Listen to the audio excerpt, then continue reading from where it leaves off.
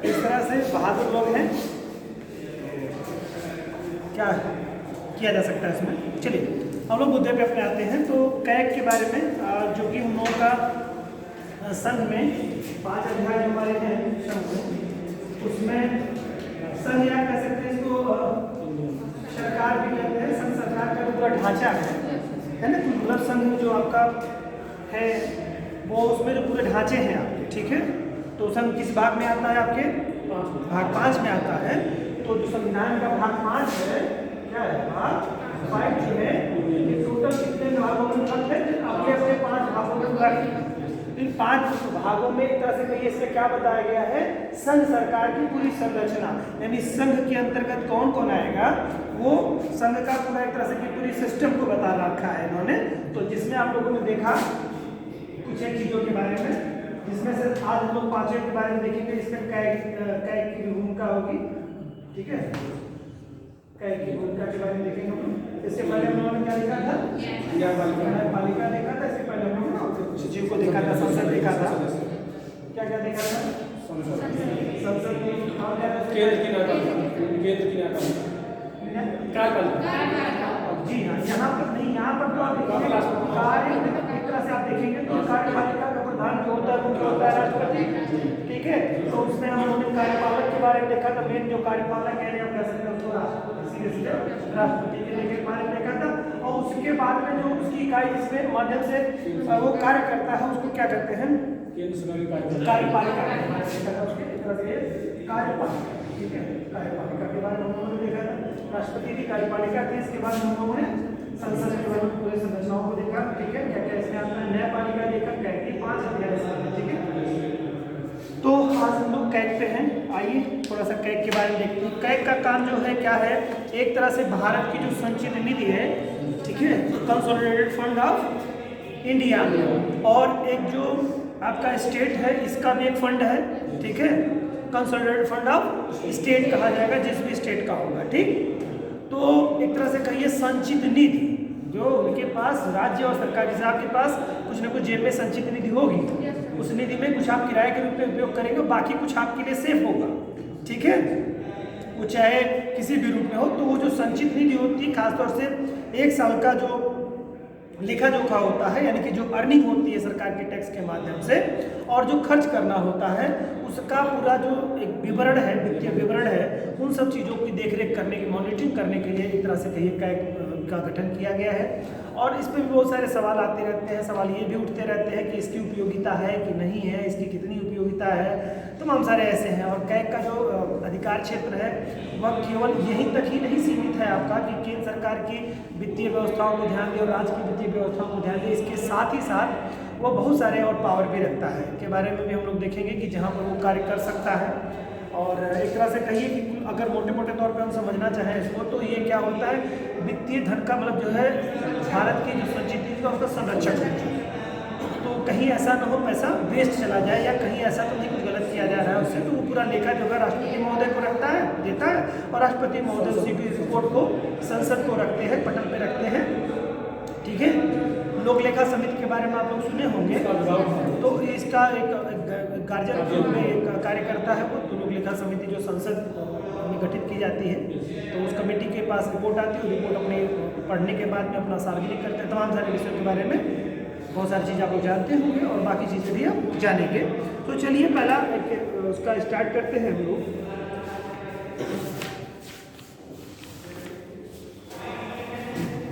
Heading है भारत का नियंत्रक जो महालेखा परीक्षक। ये आपने देखा है कि आर्टिकल 148 से लेकर 151 के मध्य में इसके बारे में उल्लेख किया गया है, ठीक है। तो चलिए कुछ स्टार्ट करते हैं। इसमें थोड़ा सा एक हेडिंग करिए, देखिए इसमें controller and auditor general of India, जिसे कैग कहते हैं हम लोग, भारतीय संविधान में संघ तथा राज्यों के समस्त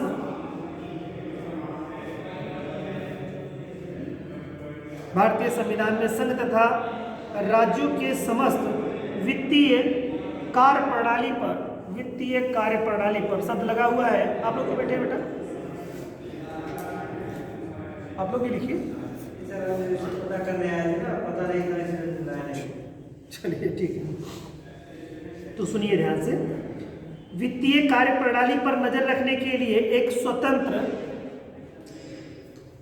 नियंत्रक तथा महालेखा परीक्षक दे दो भाई, कोई लोग उनको पेज दे दो, पड़ोसी लोग मदद करो दोस्तों की, लिख लो उसमें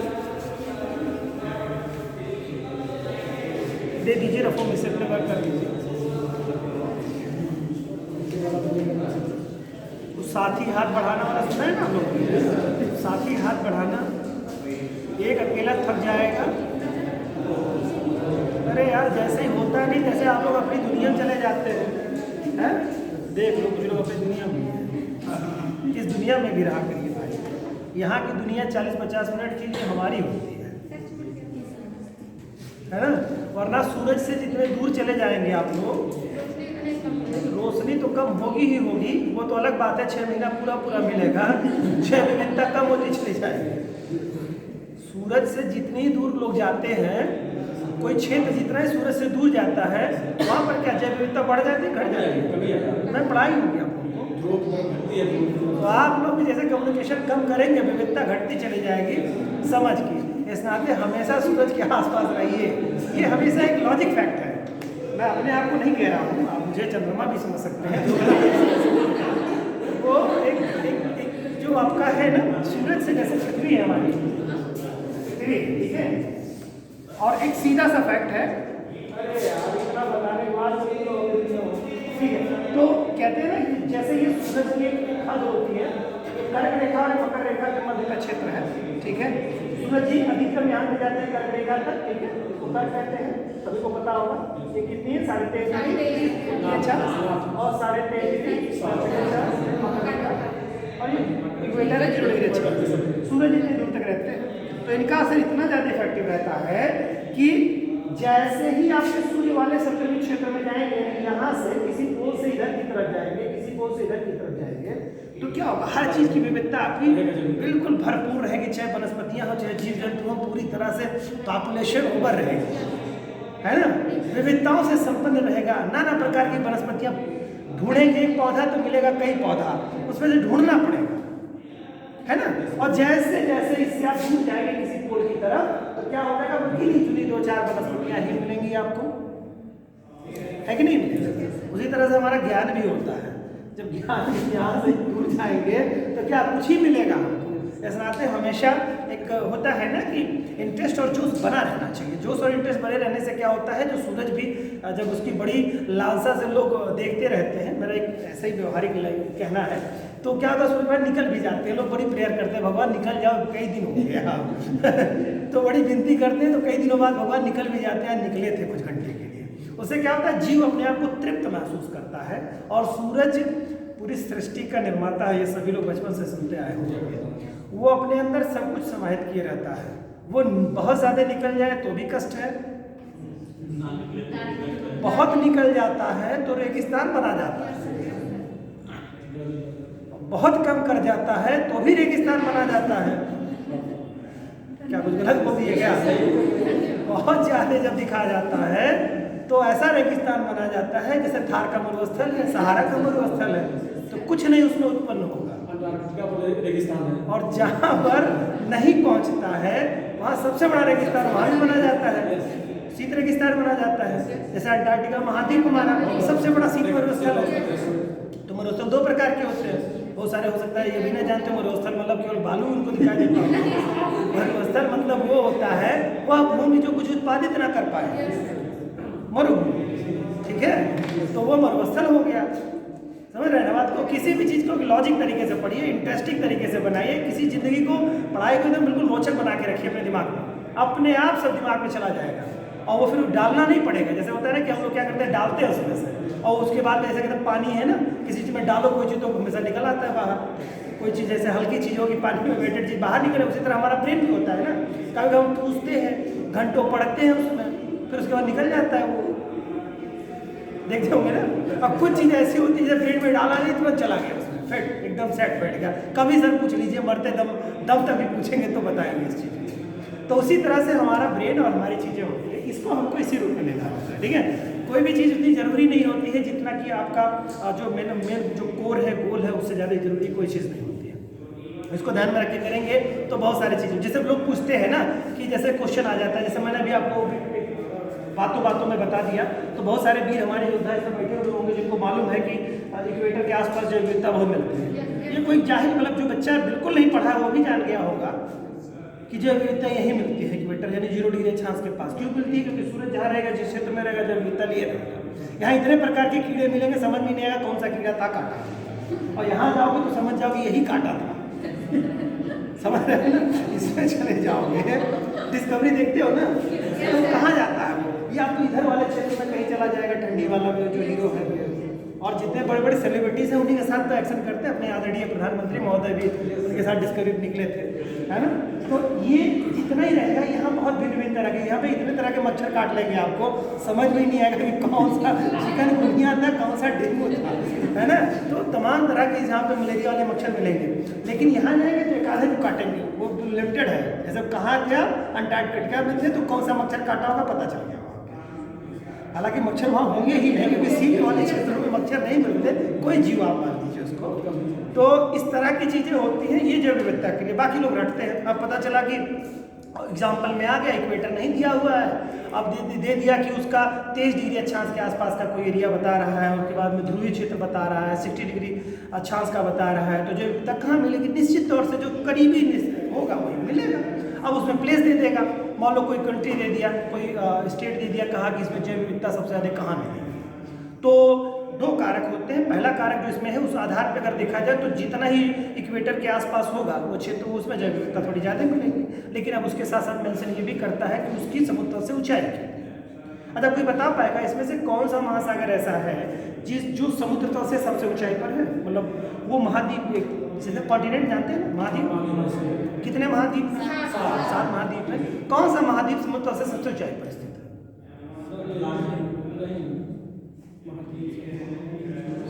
अटलांटिक कौन सा महाद्वीप है भाई? मैंने नहीं पढ़ा है। दूसरा सबसे बड़ा महासागर। मैंने महाद्वीप पूछा, कॉन्टिनेंट कोई भी, मतलब वो सी लेवल ऊंचाई। मतलब ये है कि हनुमान जी ने उसको उठा नहीं दिया है, मतलब मीन्स अब कुछ तो होगा ही यार, सब साथ तो कोई तो हो ही जाएगा। अरे भविष्य के नाते, वाह भाई वाह, क्या लॉजिक लगाया आपने। सारी महाद्वीप अगर समाप्त हो जाए तब भी माना जाता है कि अफ्रीका सुरक्षित रहेगा, एक दिन रहेगा सुरक्षित। ऐसा है क्या? जरूर है। और महाद्वीप होने के नाते बहुत सारी चीज़ें उसके बारे में पता नहीं है, इस नाते जो है जीवित रहने की संभावना उसकी ज़्यादा है, और जिसके बारे में सब पता चल जाता है उसके मरने की भी संभावना बन जाती है। ऐसा कुछ नहीं है यार, ऐसा मतलब इस मैटर को बच सकता है भैया, जबरदस्ती तुम कर दोगे क्या यार? मतलब ऊंचाई की बात कर रहे हैं, मतलब वो आपका लॉजिक अपने तरीके का होगा, लेकिन मैंने ऊंचाई की बात कही तो सी लेवल से सबसे ज़्यादा अंटार्कटिका जो है आपका सबसे ऊंचाई पर है ना, वो उसका जो है वो बर्फ के नाते नहीं है। उस तरह से देखोगे तो सबसे ज़्यादा एशिया हो जाएगा। यहाँ का हिमालय सबसे ऊंचा है, हिमालय पर्वत श्रेणी इससे ऊंची कोई पर्वत श्रेणी नहीं है, मतलब ऊंचाई पे। और लंबाई में सबसे देखेंगे तो सबसे लंबी पर्वत श्रेणी कौन सी है? एंडीज क्या करेगी फिर? दक्षिण अमेरिका महाद्वीप के पूरा, एक तरह से आप मान के चलिए पूरा पश्चिमी हिस्सा इसका ही है, पूरा लगभग करीब में पूरा मान सकते हैं, पूरा पश्चिमी हिस्से में व्याप्त है। उसी तरह रॉकीज जो है वो उत्तरी अमेरिका के पूर्वी पश्चिमी हिस्से में पूरी तरह से व्याप्त है, ठीक है। तो इस आधार पर देखा जाए, ऊंचाई का अगर आधार देखा जाएगा तो सबसे ज़्यादा अंटार्कटिका जो है। तो ये बताइए कि कभी कभी आपने देखा होगा कि अंटार्कटिका महाद्वीप, कहीं कहीं कुछ किताबें आपको बता देंगे अंटार्कटिका महासागर गया होगा। तो कहते कहीं कहीं कुछ लोग राइटर्स लिख देते हैं किताबों में, या कहीं कहीं सुनने में आ जाता है अंटार्कटिका महासागर। तो क्या वो गलत है? ध्यान से समझिएगा, गेस ऐसा मत कीजिएगा। क्या है? अंटार्कटिका महाद्वीप। अगर मैंने किसी स्टेटमेंट में लिख दिया तो कोई दिक्कत नहीं है, लेकिन अगर यही स्टेटमेंट मैंने महासागर लगा करके लिख दिया तो क्या गलत है? और अगर सही है तो कैसे सही है, और गलत है तो कैसे गलत है? कोई बताए? वैसे तो स्पेसिफिक उसे बहुत बड़ा है, इसलिए उसको सदर उसे और अंटार्कटिक उसे नाम दे दिया यार यहाँ पर यहाँ पर आप किस तरह प्रशांत महासागर का दिख रहे हैं। ये महाद्वीप पर की चादरों से ढका हुआ है, हमेशा श्वेत सफेद महाद्वीप दिखता है। बड़ा अच्छा ज्ञान दिया आप। इसके आगे इसमें से सर पिघलते नहीं रहते हैं, जैसे बर्फ बहुत अधिक मात्रा में है। जैसे आगे जैसे कहीं आपने नहीं सुना होगा तो आगे वो सुन सकते हैं आप कि अंटार्कटिका महासागर, तो बड़ा कंफ्यूजन हो जाता है कि भाई महासागर कहें कि महाद्वीप करें। बचपन से यही पढ़ते हैं कि महाद्वीप, यही तो पढ़ते हैं। इसके अलावा हम लोगों ने पढ़ रखा है कि उत्तरी गोलार्ध पे जो उत्तरी ध्रुव के ऊपर स्थित है, मतलब उत्तरी ध्रुव वाले क्षेत्र में स्थित है, वो कौन है? आर्कटिक महासागर। उत्तरी उत्तरी पोल पर जो स्थित है यहाँ पर आर्कटिक महासागर,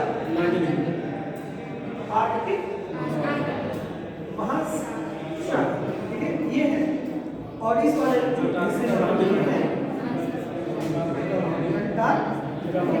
महाद्वीप समझ रहे हैं, तो ये हम लोगों ने पढ़ रखा है। और हम लोग जब कॉन्टिनेंट पढ़ रहे थे, अभी कॉन्टिनेंट की बात हुई तो 7 कॉन्टिनेंट में इसका भी नाम आता है, इसका तो महासागर में नाम आता है, लेकिन इसमें क्या महाद्वीप महासागर भी है, होता है क्या? अच्छा, कौन सा ऐसा महासागर महाद्वीप है जो उसकी संरचना बदलती रहती है, मतलब वो परिवर्तनशील महाद्वीप है, एक तरह से अपने आप को परिवर्तित करता रहता है।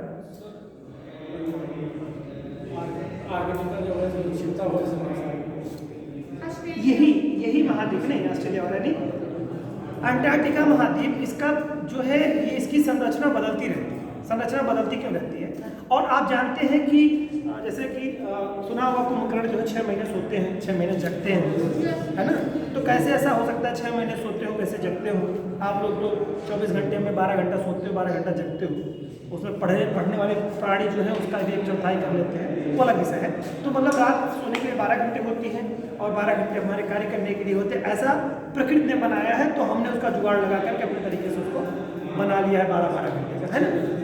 देखिए सवाल कहाँ है, तो परिवर्तनशील सबसे ऊंचा महाद्वीप है, जैसे मैंने बताया परिवर्तनशील महाद्वीप आपके बारे में, इसके बारे में बताया आपको। परिवर्तनशील क्यों होता है कि देखिए सूरज जो गतियाँ करता है तो क्या करता है, आपको मालूम होगा, जैसे 21 जून, थोड़ा जल्दी में बता दूँ, 21 जून को यहाँ पर कर्क रेखा पहुँचता है और क्या 22 दिसंबर को मकर रेखा पहुँचता है।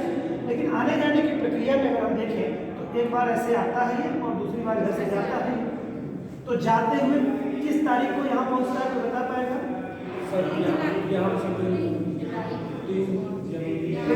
याद है 21 मार्च को जाते हुए आता है, और जब उत्तरी गोलार्ध से लौट रहा होता है 23 सितंबर के लिए, ध्यान रखिएगा 23 सितंबर को ये यहाँ से इधर को आ रहा होता है, 23 सितंबर को बाउंड्री के इस पार होता है, इक्वेटर के उस पार होता है, और 24 को क्या इक्वेटर के इस पार आ जाता है, ठीक है। और 21 मार्च को इसके बारे में अगर देखेंगे हम लोग तो 21 मार्च को इस विषुवत रेखा पे होता है और 22 मार्च को चला जाता है उत्तरी गोलार्ध में चला जाता है। तो ये जो आपका 24 सितंबर पड़ता है, 24 सितंबर से लेकर के और 21 मार्च तक की जो डेट होती है, ये इस वाले पोल पर 24 घंटे, मतलब लगातार 24 घंटे का ही दिन हमारे पृथ्वी अपने पर 24 घंटे में लगभग करीब एक चक्कर लगा देती है ना, 24 घंटे यहाँ पर दिन रहता है, 6 माह 6 माह डेट आ रखिएगा क्या है, 24 सितंबर से लेकर के 21 मार्च तक 6 महीने तक यहाँ दिन रहते हैं, कंटिन्यूसली दिन बना रहता है। और यहाँ पर फिर जब यहाँ दिन रहेगा तो यहाँ रात हो जाएगी, इस वाले पोल पे 6 महीने यहाँ डार्कनेस रहती है। अब क्यों रहती है अभी मैं उसको बता रहा हूँ। यहाँ पर 6 महीना अंधेरा रहेगा, यहाँ 6 महीना उजाला रहेगा। और जब ये 22 तारीख को यानी 22 मार्च को जब ये क्रॉस करके उत्तरी गोलार्ध में प्रवेश कर जाएगा इक्वेटर को, तो इस वाले पोल पे दिन होना शुरू होगा और 23 सितंबर तक इस वाले पोल पे दिन रहेगा, मतलब उजाला रहेगा, ठीक है। और फिर तब इस वाले हिस्से पर अंधेरा रहेगा। तो इसी नाते 6 महीना दिन 6 महीना रात पोलों पे आप लोग पढ़ रखा होगा बचपन से कि 6 महीने दिन और 6 महीने की रात होती है ना। वो होता क्यों है जरा आप समझ लो कि दिन रात होता क्या है, किस गति के कारण से होता है। किसे बैठो, पृथ्वी के बने घूम किसे बैठो। तो ये क्या होता है कि अपने एक्स पर जब घूमता है बेटा तो इसके कारण घूर्णन गति के कारण से दिन रात होते हैं। लेकिन जब दिन रात घूर्णन गति के कारण से होते हैं तो ऐसा क्या कारण है कि पोलों पर जो है 24-24 मतलब घंटे के दिन बने रहते हैं, रात बनी रहती है। बात हम समझ पा रहे हैं मेरे, मैंने कहा 6 महीने दिन होता है यहाँ पर और 6 महीने की रात होती है। तो इसका मतलब है कि लगातार यहाँ पे 24 घंटे वाला काम नहीं करता हुआ, उसमें स्थिति ये होती है कि पृथ्वी अपने दीर्घवृत्ताकार परिपथ में घूमती है, और दीर्घवृत्ताकार परिपथ में जब घूमती है तो अपने अक्ष पर 23.5 डिग्री का झुकाव लिए रहती है। तो 23.5 डिग्री का जो अपने अक्ष पर झुकाव लिए रहती है, तो झुकाव के कारण से जब ये मान लो आपका दीर्घवृत्ताकार टेबल आपका है दीर्घवृत्ताकार परिपथ पे है, तो जब पृथ्वी क्या है, जैसे मान लो यहाँ पहुंची है और ये इक्वेटर है और कोई भी डेट है 21 मार्च की मान लो, 22 मार्च ऐसे पड़ रहा है, ये उत्तरी गोलार्ध आप इसको मान लो, ठीक है, या इसी को मानो एग्जैक्टली उत्तरी गोलार्ध इसको मानो। अब यहाँ से आ रही है पृथ्वी या इधर को जा रही है, चलो इधर को जा रही है पृथ्वी, तो अब 21 मार्च के बाद 22 को इधर पहुंच जाएगी। तो जब 21 मार्च तक रहेगी, समझ रहे हैं ना, 21 मार्च तक, तो पृथ्वी की स्थिति चूंकि अपने अक्ष पर 23.5 डिग्री झुकी हुई है, तो यानी कि ये पोल वाला हिस्सा और सूरज मान लो यही है, यही सूरज आप मान लो, तो क्या करेगा, जब इस पोल पे रहेगा तो हमेशा ये हिस्सा हमेशा सूरज के सामने रहेगा, तो ये जब भी यहाँ पर घूमेगी तो उसका कोई असर नहीं पड़ेगा, यानी कि वो सीधा 6 महीने तक उसके अंश पे रहेगा। 6 महीने बाद वो क्या करती है, अपना झुकाव इस रूप में ले लेती है। अभी क्या इस झुकाव में थी, तो ये झुकाव इस रूप में ले लेती है, यानी कि उसका जो दक्षिणी हिस्सा है, अभी तक क्या था, उत्तरी हिस्सा सूर्य के सामने पड़ता था, या दक्षिणी, कोई भी आप अपोजिट कर लीजिएगा। यहाँ पर क्या 24 सितंबर से लेकर के और 21 मार्च तक पृथ्वी का दक्षिणी हिस्सा यानी निचला वाला हिस्सा सूरज के सम्मुख होता है, तो 6 महीने वहाँ पर दिन रहता है। और 22 मार्च से लेकर के 23 सितंबर तक का सूरज का उत्तरी हिस्सा यानी उत्तरी पोल जो है सूरज के सामने रहता है, तो इस कारण से वो 6 महीने वहाँ दिन होता है। क्लियर हो गया समझना की बात? तो ये कुछ लॉजिक्स हैं, इस कारण से वहाँ पर ऐसे रहता है। और वो क्या होता है कि जैसे जैसे उसका अक्षांश बदलता चला जाएगा, समय के साथ जैसे अक्षांश उसका बदलता रहता है, तो वो इसी कारण से 24 घंटे का वहाँ दिन हो जाएगा। मतलब जैसे 24 घंटे में इक्वेटर पर रहेंगे तो 12 घंटे का दिन, 12 घंटे की रात। लेकिन यही चीज़ें आप किसी भी गोलार्ध में आप जाएंगे, ध्यान समझिए, किसी भी गोलार्ध में जाएंगे, अगर सूरज उत्तरी गोलार्ध में है तो उत्तरी गोलार्ध में कब होगा, 22 मार्च से लेकर के 23 सितंबर तक होगा। और यहाँ पर दक्षिणी गोलार्ध की बात करेंगे तो 24 सितंबर से लेकर के 21 मार्च तक होगा, ठीक है। तो किसी भी गोलार्ध में होगा। जैसे जैसे अक्षांश, मान लो उत्तरी गोलार्ध में है, जैसे जैसे अक्षांश जाएगा बढ़ता हुआ, तो 12 घंटे का दिन, 12 घंटे की रात, तो फिर यहाँ पर दिन की अवधि बढ़ती चली जाएगी, दिन की अवधि कंटिन्यूअसली बढ़ती जाएगी। यही चीज क्योंकि सूरज उत्तरी गोलार्ध में, दक्षिणी गोलार्ध में अगर बात करेंगे आप, तो जैसे जैसे आप इक्वेटर से दूर जाते जाएंगे वहाँ रात बड़ी होती चली जाएगी, और यहाँ जाएंगे तो 24 घंटे की रात हो जाएगी, यहाँ जाएंगे तो 24 घंटे का दिन हो जाएगा। क्लियर हो रहा है ना? तो कुछ ऐसी पृथ्वी की कलाएं और पृथ्वी की ऐसी कुछ गतियाँ हैं, ऐसी कुछ संरचना बनती है कि मतलब सारी चीज़ें उसी रूप से व्यवस्थित होती है।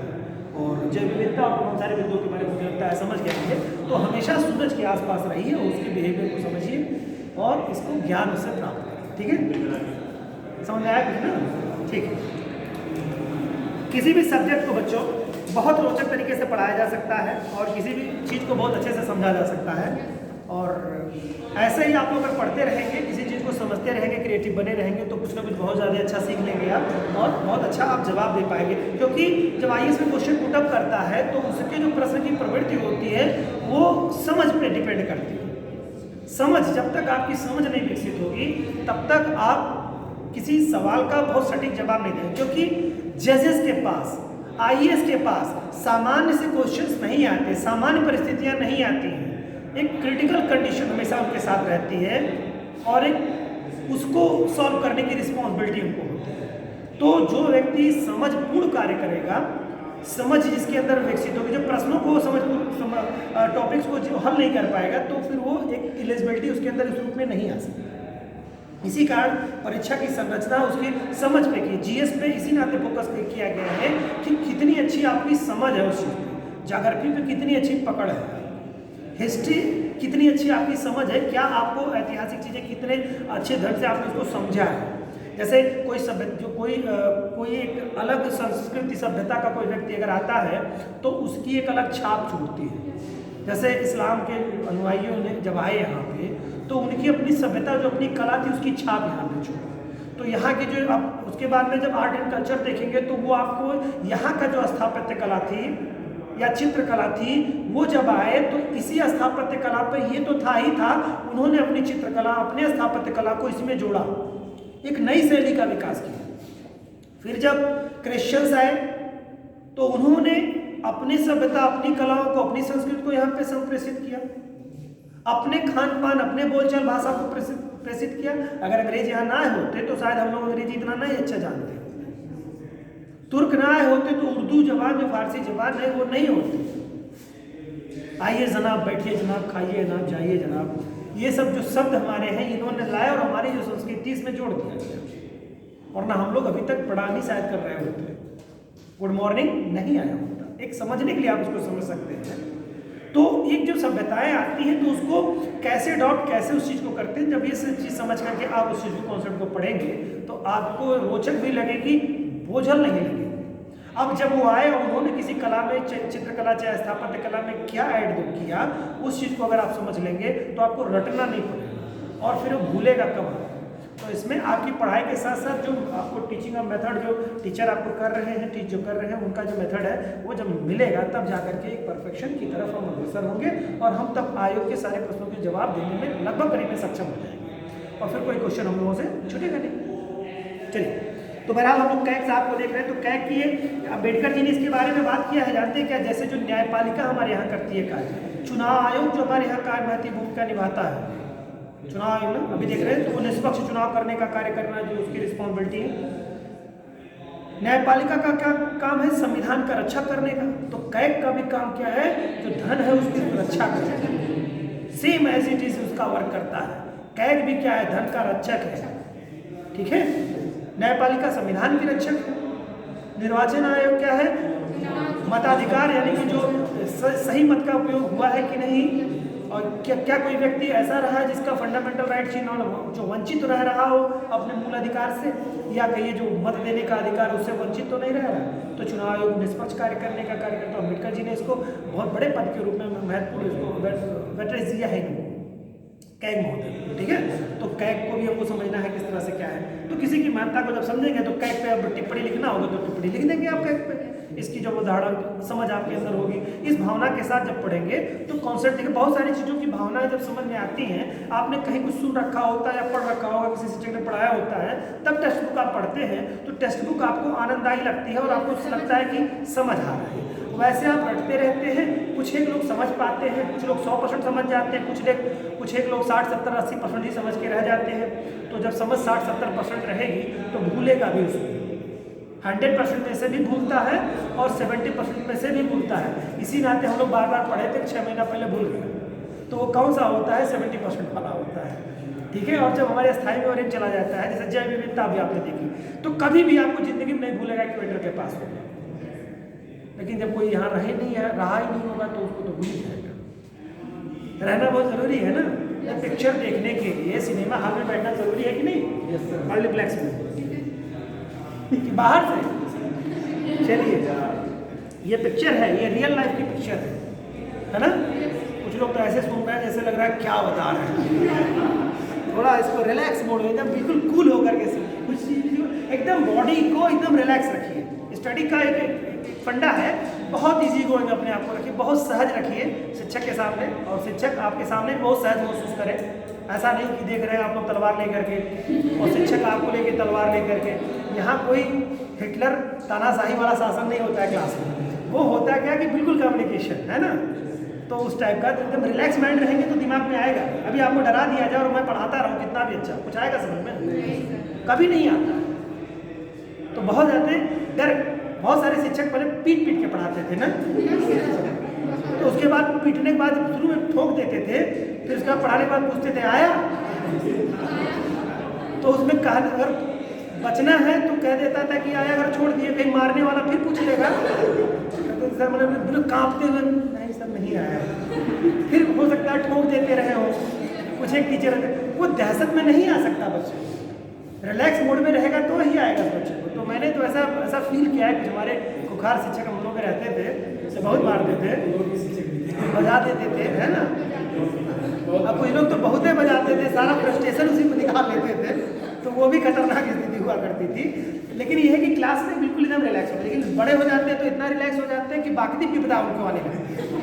कुछ एक लोगों के तो फ़ोन आ जाते हैं, नीचे आपस में बात ही कर लेते हैं, इंपॉर्टेंट कॉल्स आ जाती है। ये सब चीज़ें आपको विषय वस्तु से दूर ले जाती हैं, और विषय वस्तु से दूर तो फिर पूरी क्लास से दूर। बहुत सारे लोग ऐसा एनालिसिस करते होंगे, आए 3 घंटा बैठे और चले गए, तो वो अपने आप से कभी मूल्यांकन करते होंगे तो कहें क्या पाया, तो पता चला कुछ नहीं पाया। ऐसा होता होगा, लेकिन कुछ एक लोग होंगे बड़े उत्साह के साथ जाते होंगे, आज तो कुछ लेके जा रहा हूँ। तो हमेशा मूल्यांकन करिए, अपनी झोली खोले रखिए और उसमें पहले से भरे मत रखिए, कुछ जगह जरूर रखिए स्पेस, उसमें आइए उसमें भरिए और उसको वहाँ लेके जाइए, है ना। होना चाहिए कि नहीं होना चाहिए भाई? ये पहले से भर के आए रहते हैं बहुत सारे लोग, हाँ पढ़ाओ तो वो पहले से लिए रहते हैं तो वो लेते ही नहीं उस चीज़ को, तो ये बहुत गलत होता है। ये हमेशा अपनी झोली को मतलब इतना फ्लेक्सिबल रखिए कि साहब कुछ भी देंगे तो आ ही जाएगा। जैसे पहले क्या होता था, ऐसे झोले बनते थे, अभी आज की बात नहीं कर रहा हूँ, आज के झोले तो ऐसे बनते हैं जैसे दबाओगे तो फट जाएगा सारा सामान। पहले के झोले होते थे या कपड़े ऐसे होते थे स्ट्रेचेबल होते थे, तो उसमें कोई भी साइज का आदमी फिट हो जाता था। कपड़े वाले के यहाँ जाओ तो कहेगा अरे फिट हो जाएगा, देखिए फिट हो गया आपको, जब कपड़े वाले को बेचना रहता था। इस तरह से जो हमारा जो ब्रेन है, हमारा दिमाग जो है, उसको भी ऐसा ही झोला बनाना हमको, वो फ्लेक्सिबल होगा कि उसमें कुछ भी एडजस्ट करो तो थोड़ा सा एडजस्ट हो जाए, ठीक है। तो ये एक बहुत अच्छी पढ़ने की और समझने की एक कला होती है, जो कि आप लोगों को मैंने रोचक तरीके से हंसते हुए बता दिया, लेकिन ये हमेशा रखना चाहिए। और बच्चों को जब भी कोई आप पढ़ाएं या अपने आप को जब रखें तो आपको बहुत सहायता से मिलती है। बहुत सारे लोग होते हैं, अब आप ऑफिसर बनेंगे तो आपको चुनाव ड्यूटी मिल जाएगी और उसमें अधिकारी आपको मॉनिटर करते रहेंगे। वहाँ पर इतना प्रेशर, इतनी चीज़ें रहेंगी, आपको समझ में नहीं आएगा, जब तक आप पहुँचेंगे, जब तक सुनेंगे, तब तक आधा स्टेटमेंट खत्म। मीटिंग्स ऐसे होंगी, मीटिंग से मीटिंग 4-4, 5-5, 6-6 मीटिंग्स होंगी आपकी। अब हर मीटिंग में कुछ ना कुछ बताया जाएगा। जब आप फ्लेक्सिबल नहीं रहेंगे, स्ट्रेसलेस नहीं रहेंगे तो कुछ नहीं कर पाएंगे। क्लास ऐसे है, इस क्लास के बाद दूसरी क्लास, इस क्लास के बाद दूसरी क्लास। जो हमारी स्कूलिंग जो की गई है, कई क्लासेस की गई, उसके प्रति क्यों बनाया गया? क्योंकि हमको स्ट्रेस झेलने की हमारी कैपेसिटी हो जाए। मैथ के बाद इंग्लिश, इंग्लिश के बाद रीजनिंग, रीजनिंग के बाद वो अलग अलग सब्जेक्ट इसी जाते 8 सब्जेक्ट पढ़ाए जाते हैं।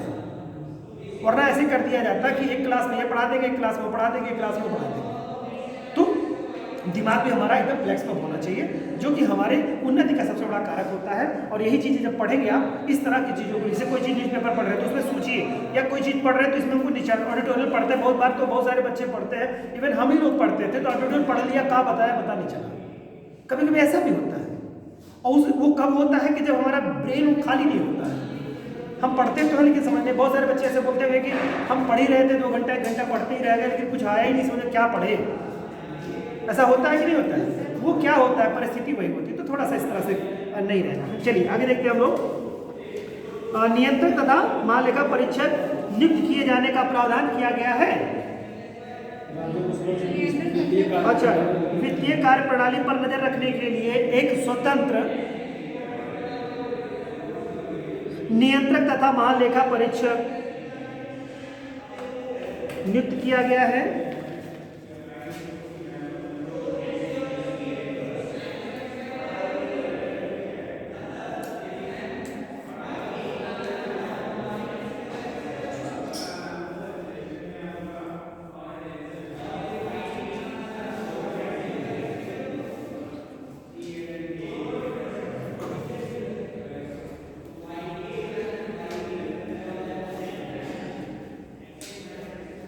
भारत में सर्वप्रथम लॉर्ड कैनिंग ने 1857 ईस्वी में, कैनिंग का पीरियड क्या रहता है बच्चों? कैनिंग आप जानते हैं पहले वायसराय भी रहते हैं और अंतिम गवर्नर जनरल रहते हैं, ठीक है। तो यानी कि पीरियड वही था जब हमारे यहाँ जो है स्वतंत्रता संग्राम हुआ था, क्रांति जब हुई थी, सैनिक क्रांति, ठीक है। तो कैनिंग के बारे में 1857 में ही ये कब क्या था। देखिए जब निबंध आप लिखेंगे, आगे वाले फैक्ट में जब आएंगे तो ये समझ नहीं रहेगी तो नहीं लिख पाएंगे। और अपने आप को बहुत रिच होकर के मेरी बातें मत सुना करिए, उसको फ्लेक्सिबल होकर के सुनिए। मैंने अभी आपको समझाया कि ये कहाँ आपको उपयोग करेगा, वो आपको जानना है कि पहले इसकी अवधारणा जन्मी कहाँ से, उत्पन्न कहाँ से हुई। तो आपको बताना होगा कि 1857 में जो तीनों प्रेसिडेंसीज थी, वहाँ पर उसके जो नगर निगम थे उनकी ऑडिट करने के लिए पहली बार इसकी एस्टेब्लिश की गई थी, पहले स्थापना की गई थी। तो ये तमाम सारे विषय आपको रहेंगे, तो आपकी विषय वस्तु बहुत स्ट्रांग रहेगी, बहुत अच्छा लिख पाएंगे आप। इसी नाते देखिए कुछ व्यक्ति होते हैं बड़ा अच्छा बोलते हैं, आपको लगता है कि यार वास्तव में कुछ भी हो, चाहे मित्र हो चाहे शत्रु हो, लेकिन आपको मानना पड़ता है कि यार बंदे ने बात तो है, उसमें दम है। तो दम इसी कारण से होता है कि उनको बहुत सारी चीज़ें पता होती हैं। इसी तरह से जब लेखनी आप करेंगे तो आपको जब पता होगा तब आप अच्छी लेखनी कर पाएंगे, और अच्छी लेखनी कर पाएंगे तभी तो माना जाएगा कि आप में है दम। तो आयोग कहेगा आइए, यू आर वेलकम। और नहीं कर पाएंगे तो कहेगा आओ, नेक्स्ट नेक्स्ट, मतलब नेक्स्ट टाइम अटेंड करेंगे तो फिर जाएंगे, कहेंगे सर मैं कमिंग सर, तो फिर वही वो करेगा, तो उस बार कहेगा यस चांस भी तो कम होता है। Please come, have a seat. क्या लेंगे, कुछ ठंडा या गर्म? तो आप कहेंगे नो सर थैंक यू, कुछ भी जो भी आपको लगे। कुछ लोग पीना होगा कहेंगे यस सर गर्म लेंगे। तो इसमें कोई दिक्कत, थोड़ा पूछा है तो पी सकते हैं सर। आप लोग पीने से क्यों अवॉइड करते हैं कि बड़े अधिकारी बैठे हुए पीने लगेंगे तो कहीं उसमें भी गड़बड़ ना पी जाए, घर वाले स्टाइल भी ना पी लेंगे। अब अगर कहीं पूछते हैं, अगर मान लो इंटरव्यू में कहीं पूछते हैं कि कुछ लेना है तो नॉर्मली लोग बचना चाहते हैं, कौन यहाँ पिएगा ठंडा या गर्म, यहाँ तो भैया नंबर ही दे दो, है ना। अक्सर मोस्टली इंटरव्यू में अगर कहीं जाए किसी तरह का, अगर पूछेंगे भाई कुछ लेंगे आप, तो नॉर्मली कोई कहता है हम लेंगे कुछ, कहेंगे बिल्कुल कुछ नहीं लेंगे हम, क्योंकि इसके 2 घंटा पहले से कुछ नहीं लिए हैं डर के नाते, तो आपके सामने तो बिल्कुल नहीं लेंगे। अब यहाँ से निकलने के बाद अगर पॉजिटिव होगा तो बहुत कुछ लेंगे, और नहीं होगा तो फिर कुछ नहीं लेंगे। ऐसा ही तो होता है कुछ। तो ये बिल्कुल एक साइकोलॉजिकल होता है, जब आपके इंटरव्यू पैनल में कोई होगा तो कोई साइकियाट्रिस्ट बैठेंगे और वो ऐसे ही आपका मूल्यांकन करेंगे, ठीक है। तो सहजता भी एक दिन में नहीं आती है, आप भी सहज नहीं हो पाएंगे। कोई भी टीचर वो भी नर्वस होता है बच्चों को देख करके, और जो बहुत रीढ़ बच्चे होते हैं उनको देख करके नर्वस तो आदमी आदिकाल तक होता रहेगा। शिक्षक आखिरी दिनों तक। कुछ लोग होते हैं तो बिल्कुल अपने को बिल्कुल परिवर्तित ही नहीं करते हैं। आप लोगों ने पार्टियां पढ़ी होगी, कुछ दक्षिणपंथी वामपंथी विचारधारा पढ़ी है, तो इसके बारे में भी चर्चा करेंगे। आज ही बहुत ज़्यादा हो जाएगा। तो समय समय में चीज़ें होती है कि कौन सी राजनीतिक पार्टियां दक्षिणपंथी पार्टियां हैं, कौन सी वामपंथी पार्टियां हैं, कौन सी लिबरल पार्टियां उदारवादी पार्टियां हैं। आज की डेट में तो लिबरल सभी हो गई हैं। जैसे सबके पास एक मुद्दा है नारी सम्मान जिंदाबाद, क्यों? क्योंकि 50% यही है। अभी तक ये सोई थी, तो जब ये सोई थी तो कोई दिक्कत नहीं थी, अब जाग गई है तो सब बताने लगी मेरी है, मतलब मेरी है, मेरी बेटियां, मेरी माएँ, मेरी बहनें। इसके पहले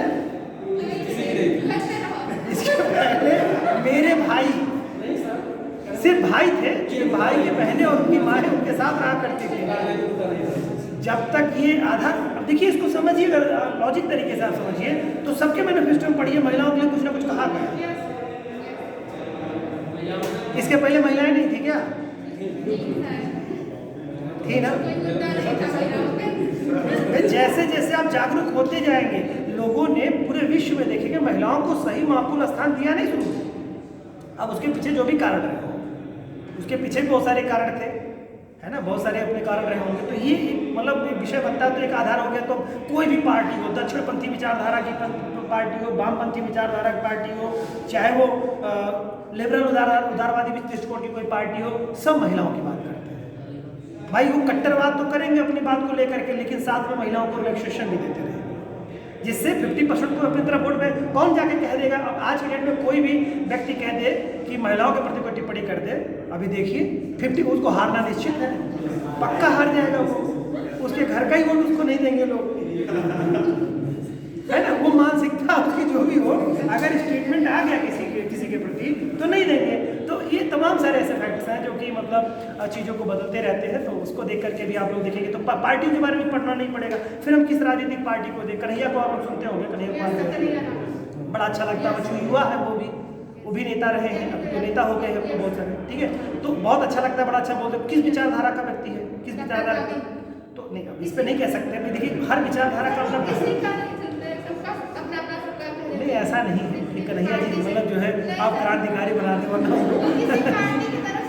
नहीं, समय कांग्रेसी हो गए हैं। पर मुझे पार्टी से कोई रिलेशन नहीं है मेरा, शिक्षक किसी पार्टी का नहीं होता है, मैं किसी पार्टी से नहीं हूँ। तो वो उसके पहले और वामपंथी विचारधारा में देखेंगे कि उसकी राजनीतिक पार्टियाँ रही हैं उसमें, तो उस पर स्टेटमेंट की बात मैं कह रहा हूँ, उनके उस पर जो बोलते हैं चीज़ों को देखिए। तो जो पढ़ेगा वही बोल पाएगा ना, जो पढ़ेगा ही नहीं उसको मालूम ही नहीं है वामपंथियों की क्या धारणा थी, क्यों ऐसा हुआ। आप देखेंगे इसका इतिहास से भी करेक्शन आप जोड़ेंगे, इतिहास भूगोल और जो पढ़ाया जाता है उसके पीछे का रिलेशनशिप देखेंगे कि जो जमींदारी व्यवस्थाएं थी बंगाल वगैरह में, जो रैयतवाड़ी वगैरह जो थी, हाँ, तो ये जो व्यवस्था जमींदारी व्यवस्था थी, जमींदारी व्यवस्थाओं में क्या उसके द्वारा उसके क्या दुष्परिणाम हुए, किन राजनीतिक पार्टियों का जन्म हुआ, ये तमाम सारे विषय एक दूसरे से कनेक्टेड है। कोई भी चीज़ इसमें नॉन कनेक्टेड नहीं है, रिलेशनशिप सब में है। रिलेशनशिप बना करके जब काम करेंगे तो आपको समझ में आ जाएगा कि ये इस तरह की विचारधारा क्यों जन्मी। जैसे बंगाल वगैरह के बारे में देखेंगे तो वो क्रांति की भूमि के रूप में हमेशा आपको दिखाई देगा। इसके पहले जो त्रिमूर्ण के पहले की कौन सी व्यवस्थाएं थी, क्या थी, तो किसी की पृष्ठभूमि में वहाँ पर किस तरह की राजनीतिक संरचना है, वहाँ के लोगों की क्या सोच है, मैदानी क्षेत्रों के लोगों की क्या सोच है, और किस तरह की यहाँ पर व्यवस्थाएं हैं, तमाम सारे विषय आपके मिल करके एक सकारात्मक मैसेज आपको देने के लिए सक्षम होना पाएंगे।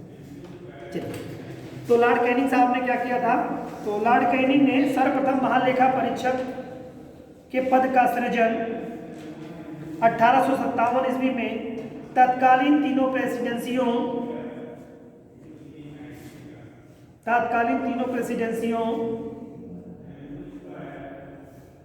तीन प्रेसिडेंसी कौन कौन से थे बच्चों? हाँ, मद्रास थी, बंगाल थी और कलकत्ता थी। बंगाल ना कहिए, कलकत्ता कहिए। कौन कौन था? मुंबई था, मद्रास था और कलकत्ता। उड़ीसा नहीं बेटा, तीन ये थे। कलकत्ता थी, ठीक है, मुंबई थी और मद्रास, ठीक है, ये तीनों प्रेसिडेंसी थी। के लेखों को प्रमाणित करने के उद्देश्य से किया था, कि लेखों को प्रमाणित करने के उद्देश्य से किया था।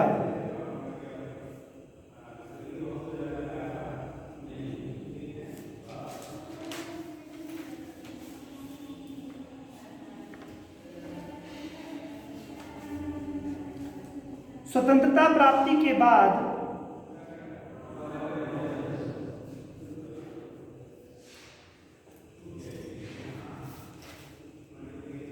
भारतीय संविधान द्वारा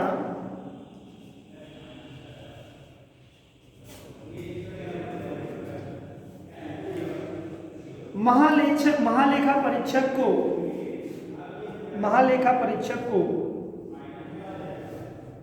नियंत्रक एवं महालेखा परीक्षक पद नाम दिया गया।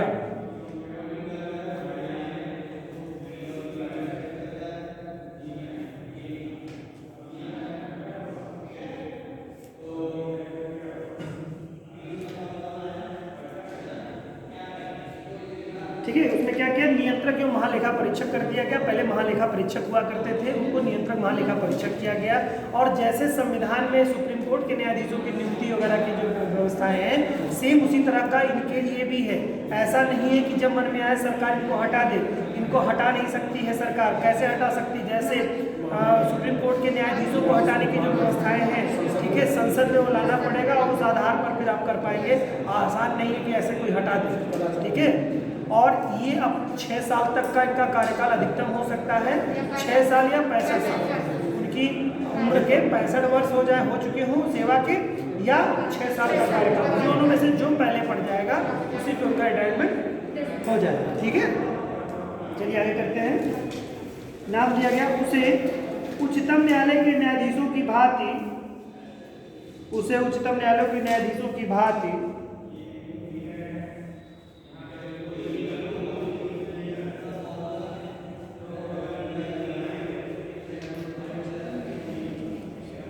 एक संवैधानिक अधिकारी बनाया गया।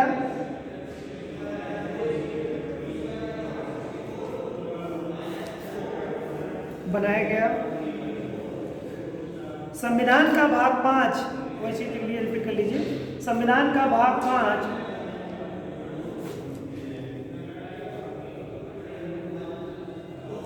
अनुच्छेद 148 से 151, 148 से 151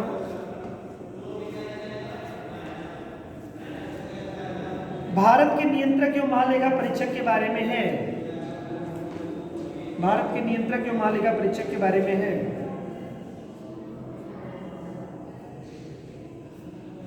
आर्टिकल 148 कहता है, आर्टिकल 148 कहता है कि भारत का एक नियंत्रक एवं महालेखा परीक्षक होगा।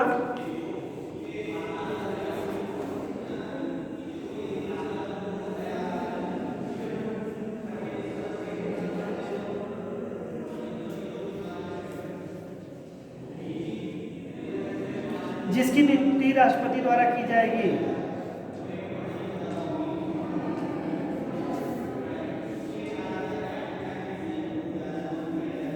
कैद के वेतन तथा अन्य सेवा शर्तें, कैद के वेतन तथा अन्य सेवा शर्तें निर्धारित करने के लिए करने का कार्य भी कर सकते हैं, या निर्धारित करने के लिए संसद को अधिकार दिया गया है। संसद को अधिकार दिया गया है।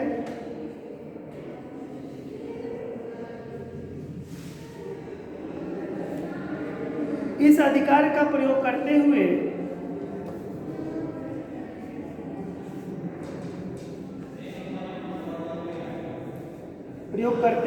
संसद ने कैग, या इसको लिख सकते हैं संक्षेप में नियंत्रक एवं महालेखा परीक्षक को कैग इन ब्रैकेट लिखिए कर्तव्य, ब्रैकेट में लिखिए कैग नियंत्रक या महालेखा परीक्षक के बाद लिखिए ब्रैकेट में कर्तव्य, शक्तियां, सेवा शर्त, सेवा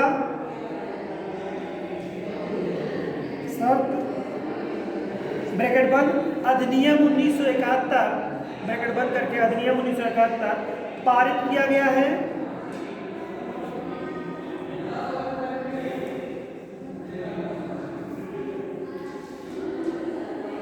इस अधिनियम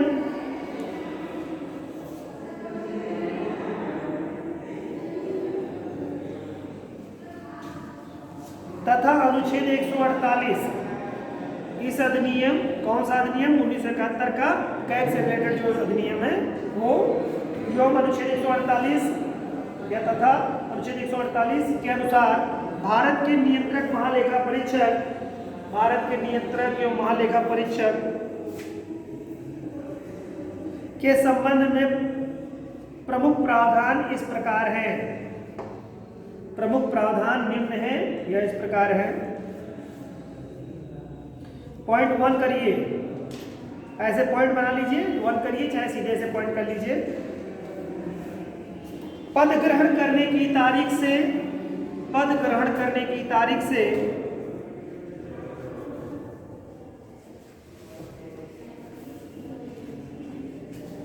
6 वर्ष की अवधि तक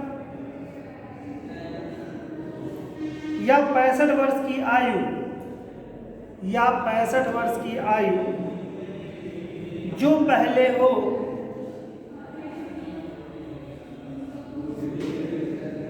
अपना पद धारण करता है, जो पहले हो अपना पद धारण करता है, किंतु वह किसी भी समय अपना त्यागपत्र राष्ट्रपति को, रिजाइन जिसे कहते हैं, कभी भी राष्ट्रपति को दे सकता है। आज इतना ही, मिलते हैं नेक्स्ट डे।